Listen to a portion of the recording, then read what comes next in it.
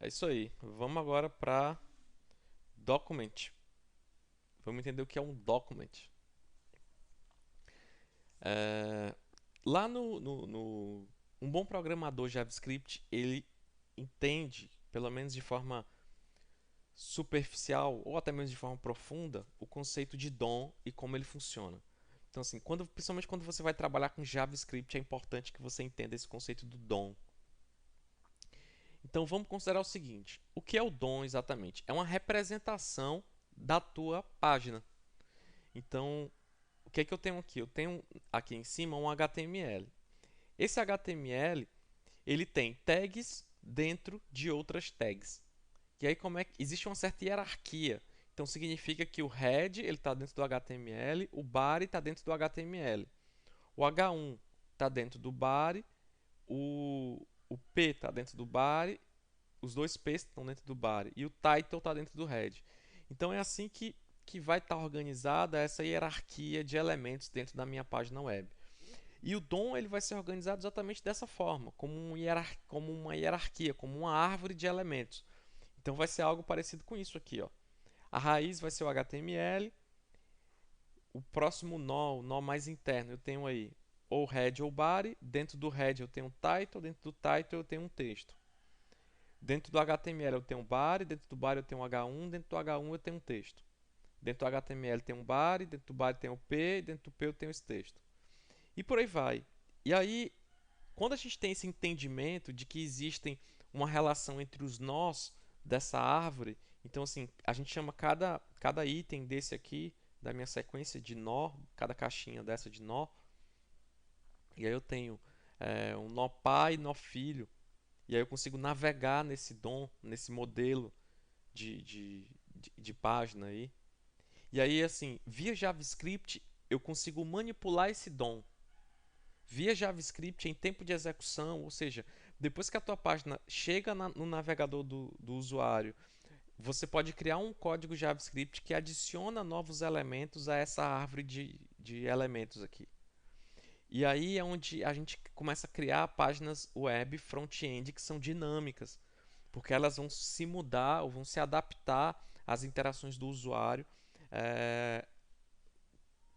através da modificação do DOM, através da adição e remoção de elementos do DOM do teu navegador.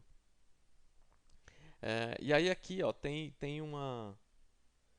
alguns conceitos que a gente tem que levar em consideração. Então, vamos lá. Quando eu estou aqui, eu tenho eu tenho o conceito de se eu tiver nesse elemento aqui, ó, no body, se eu chamar o child nodes, quem é que vem? Assim, eu estou com o elemento body. Quem são os filhos desse nó body? Seriam o H1, o P e esse outro P. O child nodes ele vai me retornar uma lista, um array. A posição 0 é o primeiro elemento, a posição 1 é o segundo, a posição 2 é o terceiro elemento. Se eu chamar de dentro do body, eu chamar o first child, ou seja, o primeiro filho, vai vir um H1. Se eu chamar o last child, o último filho, vai vir esse P aqui, esse último P. Se eu tiver no elemento P aqui, nesse P aqui do meio, e eu chamar o parent node do P é o body. Então aqui eu tenho uma demonstração visual bem interessante de, ó, se eu estou aqui no body, quem é o first child é o H1. E aí é bom vocês entenderem isso, vai ajudar vocês na hora de programar. Porque na hora que eu estou aqui, ó, no JavaScript, aqui tem um exemplo de código de JavaScript, eu tenho um document, e aí eu vou poder chamar node.childNodes.length. Então, childNodes.length vai me retornar aqui, nesse caso aqui, 3, porque são 3 filhos. A gente pode encontrar elementos, então assim, lá no document eu posso procurar get elements by tag name ou get elements by ID. São métodos, são funções dentro do document que eu posso usar para pesquisar coisas dentro do meu elemento DOM. E a gente vai fazer muito isso quando a gente vai manipulando o DOM através do JavaScript.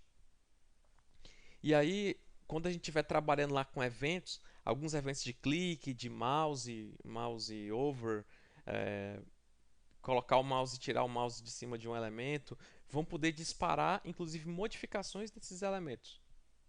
Quando eu vou modificar um elemento, eu primeiro tenho que achar o elemento dentro da minha página, atribuir ele a uma variável e depois fazer alguma modificação ou leitura de informação a respeito desse elemento. E aí aqui tem falando um pouquinho de alterar um documento. Aqui ele está basicamente criando um elemento P e inserindo esse elemento. Aqui eu estou criando novos nós na minha tela e tal. E aí ele dá alguns exemplos aqui de como manipular o DOM, como alterar o DOM em tempo de execução dentro da minha página web. E daqui para frente são mais exemplos, assim, de se eu for falar é mais me repetir, eu ler exatamente o que está, assim, e se for para ler, vocês mesmos conseguem ler. Então eu vou encerrar o vídeo desse capítulo aqui, eu acho que já é o suficiente. E aí no próximo vídeo a gente começa a falar efetivamente de eventos. Valeu, galera!